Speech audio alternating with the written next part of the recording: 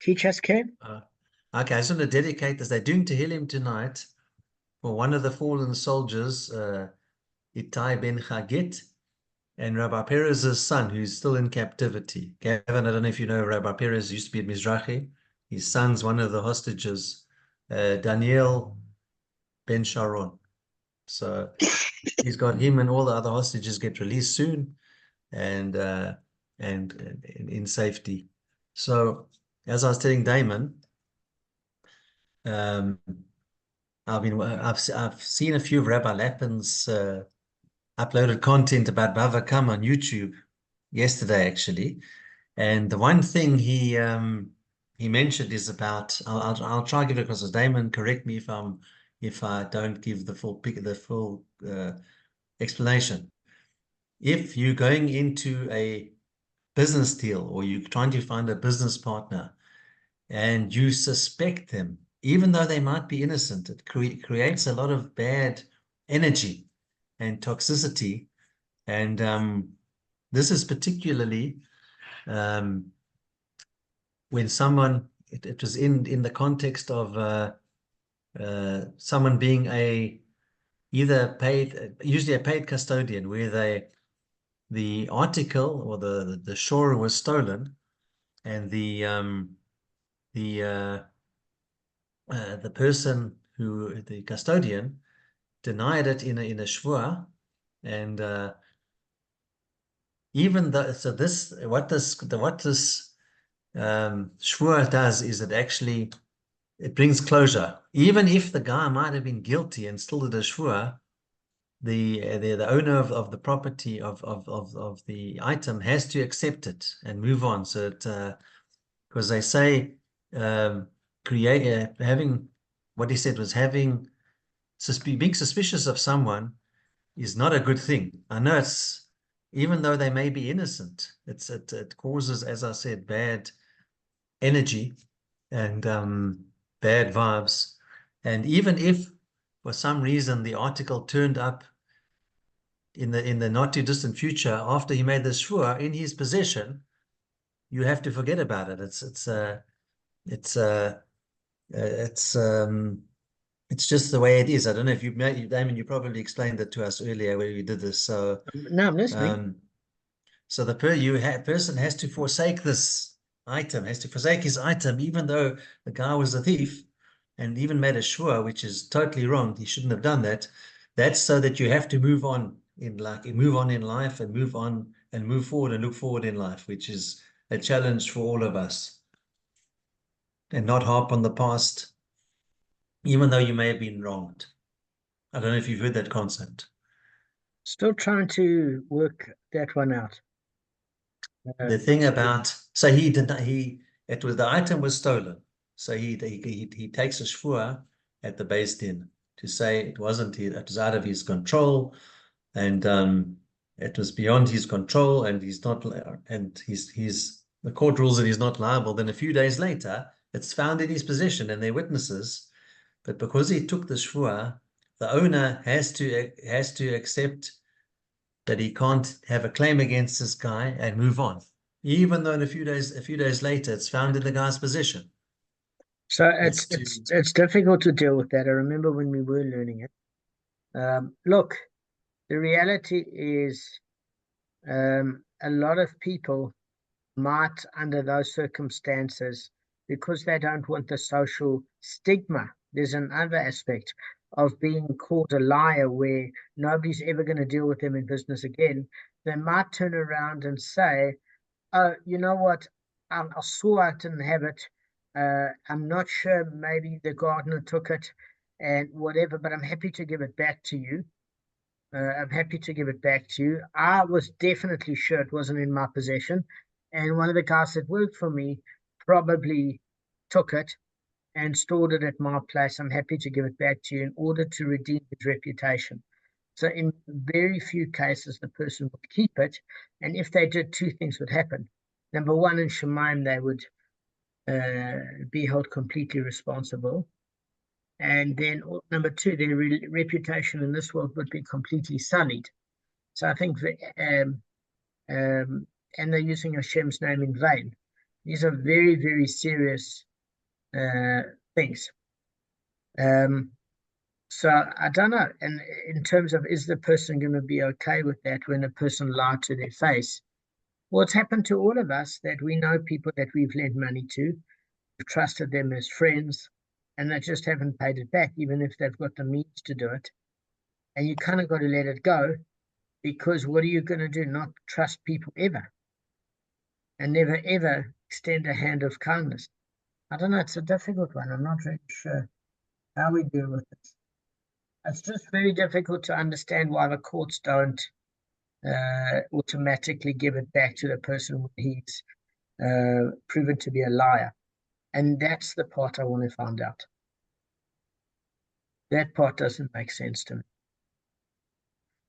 All right, let's deal with some new issues, and we're going to go through it rather quickly, so that the Gemara recounts several incidents in which are illustrating various laws concerning informers.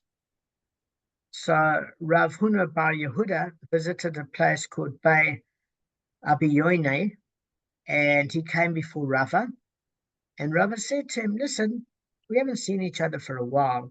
Have any incidents required a halachic ruling come before you of late, so that we can just discuss them? And Rav Huna Bar Yehuda said to him, in fact, there was a case of a Jew who was forced by idolaters to show them money of his fellow, and I ruled him liable to pay. And Rava said to him, look, you need to retract your decision and let the money be returned to its rightful owner. For it was taught in a brisa, if a Jew was forced by idolaters to show them the money of his fellow, is not liable to repay his fellow. So in other words, if he was threatened with death or torture, if he didn't cooperate, that could be a case of pekuach hanefesh, if it was against his body. If it was just against his money, then he would have to give up his own money. So if we take this to other cases, you see, sometimes if somebody's escaping from a roidef, they damage articles, are they liable to pay, or they're not liable to pay with kimlei b'di rabba minay when their life is at risk? Is that the case here? In other words, although one generally is liable for the damage he causes by showing an extortionist the property of another, that's only when he does so by choice, guys. If he's forced to show the property, is exempt. And this, by many of the commentators, explain that because liability for garmi, causative damage, is a matter of rabbinical decree. Okay? The rabbis didn't impose their decree where the person acted under duress.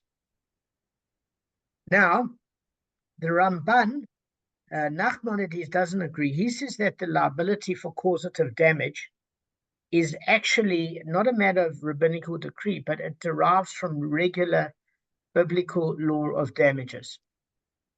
But then the question arises, why then should one who is forced to inflict causative damage be exempt, if it's biblical in nature, not rabbinic? Because the rabbis that made the stringency can make the leniency, but if it's biblical, they have to enforce it. In other words, if liability for causative damage emanates from normative tort law, then it should be no different than liability for direct damage, because we're saying causative is informing. It's not like you took the item and put it in your pocket. It's that the person was going to roast you with a hot metal plate and throw burning oil on you unless you informed them where this person's property was and how to get in there. So they're saying that causative damage is in no different than direct damage, if it's emanating from normative biblical tort law. But because what it means is, it means that if you're looking at direct damage of somebody that's running away in order to save his life, he's got to pay for the items he's destroyed. It's not, you see, it's not that he has to ask permission if he's escaping. Oh, can I damage your stuff? He's got no time. But then the argument is, if it's biblical, if you inflict causative damage in order to save your life, there should be liability to pay. The question of Kim Labadi Rabba Mine, are you not liable if your life is at risk and somebody's chasing you? That's a slightly different matter. And we dealt with that in Sanhedrin with the concept of a roidef, a pursuer. But the Ramban, Nachmanides, explains that although the apparent proximate cause of the damage is actually the act of showing the field to the extortionist, in the case of an informer. Ultimately, what caused this informer to tell the extortionist about the land?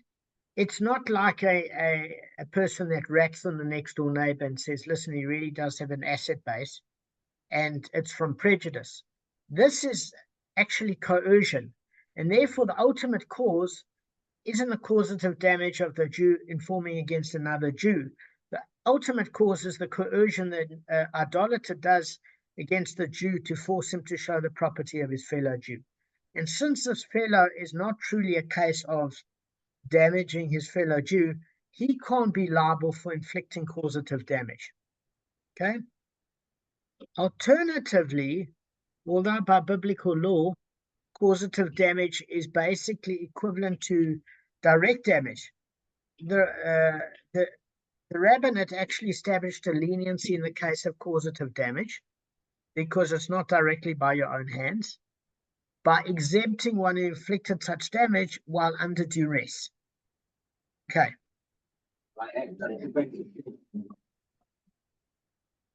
Just waiting for Gavin.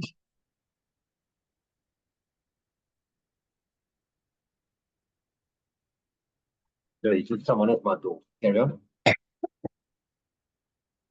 No problem. Is Arthur there? Yeah.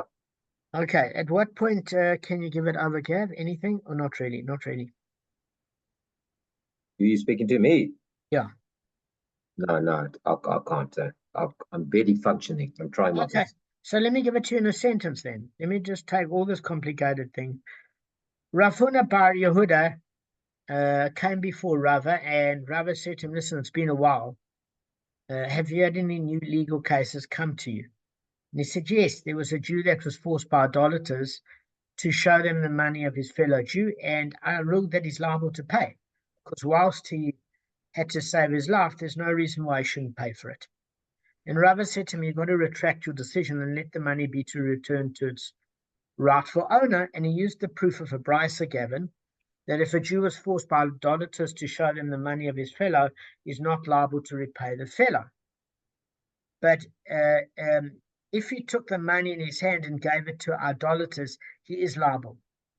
So the first thing that you've got to see is that the commentary from Rava is discerning between direct damage, in other words, taking the item from his fellow Jew and handing it to the idolater, versus telling him where it is, where speech is one step removed. And also, it's causative, meaning you don't know if the person's going to take action on it. It's not as if you're helping yourself by creating the act. So, in that particular case, according to some rabbinical opinions, if causative damage, as we said, like indiscernible damage, it's rabbinic as a fine, decree, then the rabbis enforce that stringency. And in a case of this Jew being put under coercion of torture or death by a non-Jew, he can have a leniency granted in this case, but not if he directly went on behalf of the idolater, stole the property and returned it to the idolater. It's only if informed of where it is, because direct damage, biblical in nature, and therefore he would not be off the hook. Just like if you damage items to save your life, okay, you damaged it. It's not like you need the permission, but you still have to replace this item. That's all we say. I'm taking the most complicated thing and making it. So we see, Gavin, from this brisa that one who is forced to show money is not liable unless he took it out of his own hand to the idolater. So perforce, Rav Huna bar Yehuda erred in his ruling according to Rava and had to retract.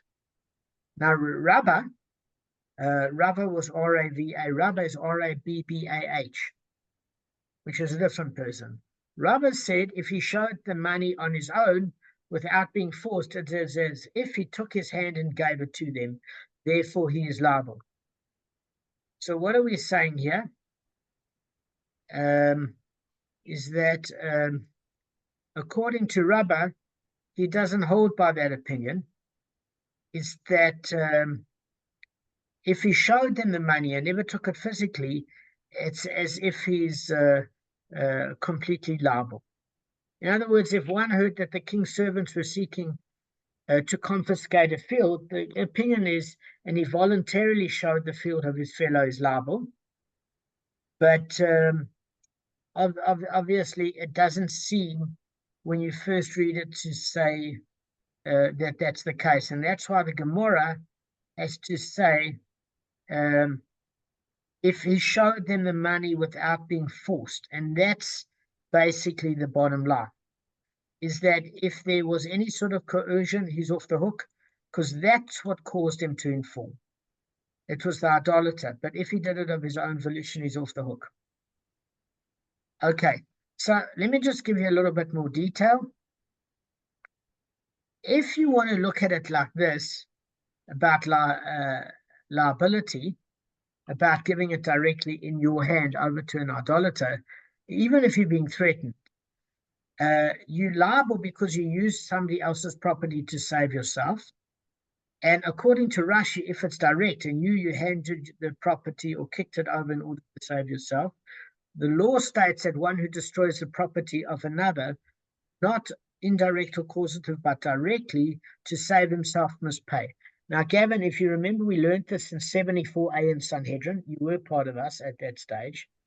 And although one may transgress any sin in order to save one's life, there are three exceptions. The one is idolatry, forbidden sexual relationships, and murder. But you're allowed to destroy the property of another. The only caveat here is that if you do the damage directly and not through wording or indirect, telling somebody, an extortionist, where the property is hidden, you've got to compensate the owner for the damage you caused. So the brisa then is differentiated between one who's forced merely to show his fellow's property to an extortionist and one who is forced to actually give it to the extortionist with his own hands. At which, if he merely shows or explains, he's exempt. Whereas if it's actually direct, he's responsible. Now the Rif explains that one coerced into showing property has inflicted only causative damage, and one coerced into giving property has inflicted direct damage on his fellow. That's how the Rif explains it. So although the brisa follows those who apply the law of Gami, because there are those that don't even apply the law of causative damage through speech or through indirect means, or through perceivable damage, or indiscernible damage, or imperceivable damage. In that particular case, they don't see it as normative tort law. And then by rendering one liable for causative damage, it does draw a distinction between a physical act or not. Now, although the Rif does add an interesting note, and he says that even if the extortionist forced this person to bring them the property of a particular individual, the reason he's still liable is he inflicted direct damage. So when the brisa states that one took money in his hand and gave it to the idolater, he's liable, it refers to all cases of coercion, according to the Rif, where you yourself, even though you were coerced, participate in the actual handing over. So whether or not there's a specific person mentioned or not, there's a liability. However, there's an exception if it's groma. Now, let me just see. The Rabbeinu Shananel that says there's a slightly different point. So he agrees that the point of the brisa is to basically differentiate between one coerced into showing versus one coerced into directly handing over the property of his fellow. It's the same as the Rif. But he agrees that the reason for the differentiation is that the law of causative damage Garmi is not the full equivalent of direct damage because one's biblical, one's rabbinic. But he disagrees with the Rif regarding the law of one coerced to hand over property of a particular individual. Because Rabbeinu Shananel basically says that one who hands over property under coercion is liable only if the extortionists, rather than specifying a particular property, simply demand any property. And you have a guy in the community that you don't particularly like, or you figure is rich, and you chose to be the agent for that person's particular damage. Okay, in that case, he's used the property of another maybe to save himself or his own property. But if the extortioner said hand over Ruvain's property, he's exempt because they set the terms and conditions. Okay. Let me just see if there's any subnotes. I mean, this thing goes quite detailed. All right. So, all right, the Rif and Rabbanish and now differentiate one between inflicts causative damage under duress and one who inflicts direct damage. Okay, so there's different ways of explaining it. It says the one way is, is the rabbinical decree of a stringency that can become a leniency under duress. And the other of those who say that it's a biblical obligation of normative tort law and not a fine, they're saying that Garmi is part of ordinary biblical law, and that in assigning liability for causative damage, we're saying that the ultimate cause of that damage would be the coercion. So even if you want to say, for example, it's biblical in nature, not rabbinic, the reason why there's a leniency, even if it's biblical, is because he never, with his words, caused the extortionist to take it. The extortionist broke his leg and turned around and said, well, if you don't show us the property and inform where the keys are, we'll kill you. So therefore, it was the extortionist's act to set the catalyst in motion. All right. Now, let's go on to the next subject. So the Gemara relates, there was a certain person whom the idolaters forced to show the wine of Rav Mari, the son of Rav Pinchas, the son of Rav Chisda. So in that particular case, the person showed it to them, and then they instructed him to physically pick up the wine and to come with them to the king's palace. It was obviously the king's soldiers or guards. So he picked it up and went with them. In other words, this was direct, and later became legally summoned to Rav Ashi's court to be judged, and Rav Ashi exempted him from paying for the wine, even though he directly lifted the wine because he acted under duress. And the rabbi said to Rav Ashi, but it's been taught in a brisa, if he took the money in his hand and gave it to the idolater, he's liable. Since in this case he himself brought the wine to the palace, he should be liable. And Rav Ashi didn't agree, and he said to them, look, these words are said when he didn't first take the extortionist to the money, but he simply went to and brought it to him. But if he first, in other words, if he took the money and then brought it to the extortionist, he's liable. But if he brought the extortionist to the money and they looked at it, the money was considered already burnt. What does that mean? The extortionist already decided he wanted. And later, when the extortionist demands him to hand over the money, he's handing him money that the extortionist already believes is its own. So therefore, he's exempt. And that's what occurred in this case of a person that came before Rav Ashi. In other words, Rav Ashi answered in the Bryce's case, the idolaters forced him to bring them the money at once. They didn't first force him to show them the money. In that case, he's liable despite having acted under coercion because it's direct. But in Rav Ashi's case, it's slightly nuanced. The idolaters first asked him to show them the wine. And after he showed it to them, they demanded that he hand it to them.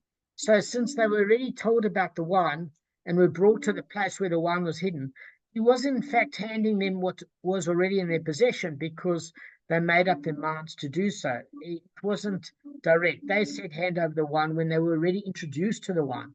And therefore Rav Ashi ruled him an exemption. Now the Rif, interestingly enough, employs the same exchange to refute the view of those who hold that one who is forced to hand over specified properties belonging to another is exempt. He argues that basically if such a person is exempt, the rabbi's challenge is baseless. So in that case, the extortionist demanded specific things, and we see where he's holding. So the Gemara doesn't necessarily agree with Rav Ashi because he's going against general rabbinic opinion. And Rav Abayu challenged Rav Ashi from the following brisa: if an extortionist said to somebody, extend to me this bundle of straw, or extend to me this cluster of grapes, and he extended it to him, he's liable to pay. In this case, the extortionist was already standing near the produce. Nevertheless, the fellow is liable for handing it to him, which means that even though he could see it, there's still culpability for the victim that handed it to him physically. So therefore, that seems to contradict Rav Ashi. Now the Gemara is saying, listen, we're dealing with a different case here. If you're using this point and say, give it to me, that's one thing. If you say extending to me, what does it mean extend? It means you can't reach it. So if it's a case where the extortionist and the produce were located on two opposite sides of the river, or there was a war in between the property, since the extortionist could never have reached the produce himself, that's where the Jew has liability for handing it to them. Okay? So the Rif maintains that this ruling too refutes those who hold that one who is forced to hand over specific properties belonging to another is exempt. In this case, the person was forced to take the designated property belonging to his fellow and give it to the extortionist. But nevertheless, he's liable. So the Rif's disputants basically say that if they're on opposite sides of the river, it uses the term extension. There's no actual coercion in this case because the person, if they could reach you to strangle you, to beat you, they'd be able to reach the grapes or your fellow's produce, and there's no ways they can harm you. They're asking you to hand over the product. They obviously don't have access to you or have access to the product. Otherwise, they'd reach the product themselves or reach you since you can reach the product and they wouldn't have a need for you. And therefore, there's liability in that particular case. And the Gemara supports interpretation because it says you have to use that exact, precise language of extension. And it's a difference between using the Lashon, give it to me, and extend it to me. Okay, so the Gemara concludes that we've got to learn from this that Bryce's case is indeed one which extortionists and the straw were on opposite sides of the river. Okay, is that clear? Guys, is it clear? Yeah, I'm listening. I've just got terrible brain fog, but I'm doing my best. That's all I can say. Good. I am listening. It's going in, but half. I'm doing the best I can. Okay. So the Gemara relates there's a certain trap. What trap do we mean? Is that you could consider it a trap for bears, for fish, for animals, and two people were fighting over it. So this one said it is mine, and the other one said it's mine. And one of them went and handed it over to an officer of the king. Now, who's liable? Because each one has a claim. And a buyer said he can't be held liable. He cannot be held liable because he can say, when I handed it over, I actually handed it over and it belongs to me because I'm claiming that I'm the rightful owner and the other person is claiming that. So since he didn't intend to harm his fellow, but only taking what he considered to be his own, according to that opinion, is not regarded as an informer. So in this case, neither of them was holding onto the trap physically because there's an issue in Bava Kamma about acquisition through holding. Each simply made a verbal claim that it was his own. And when two people claim that an object is in the possession is in their possession, and the court lacks evidence as to how to base the ruling, whosever case is stronger prevails. This means that the court withdraws and allows the stronger litigant, in terms of physical power or strength of evidence, to seize the disputed property. Okay, so in other words, both have a verbal claim. Whoever physically grabs it first has it, or if neither of them grab it, it has to work on the strength of evidence. If strength of evidence, I would imagine, would trump physical power, because otherwise you could just grab anybody's item and you say it's yours. But in the lack of evidence, the physical powers possession is 9/10 of the law. So basically, guys, a buyer holds that just as the litigant can seize the object for himself, can allow the king's officers to take it. He can appoint it to anybody he wants.